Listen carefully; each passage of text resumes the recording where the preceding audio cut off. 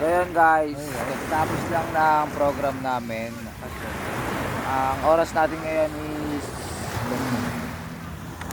12:40. 12:40. Madaling araw. Madaling araw na.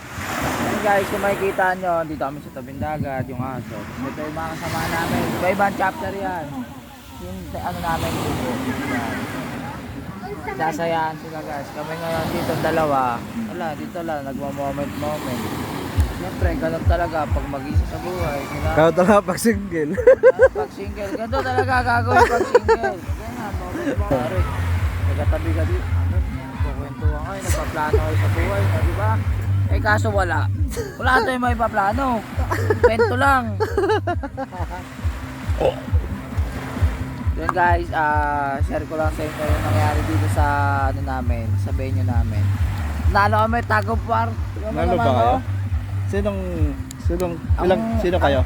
Lima kami. Sino? CH, Papa Kel, ako, Papa Joseph, Papa Madton. CH yung nasa harapan.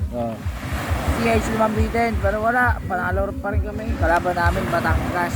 Takay naman. Batangas, oh. Ay paya, tag of war, basketball. So yung panalo na namin, pinabili namin ng 4 kantos. Sabi ng ano namin, tali tayo para Kano ba yung napanaronan? 200. Ano ba, 1,000? 200? Kala ko naman 1,000. Hindi, 200. Kasabay ko kasi Beijings bumili ng Red Doors eh. Sabi ni kwento ni Beijing, 1,000 daw. CCH yun, pera. Balik 200 lang talaga. Isang 4 kantos, 150. Juice dalawa, 50. Diba? Kalkulado namin yan. Akala ko naman 1,000, hayop na.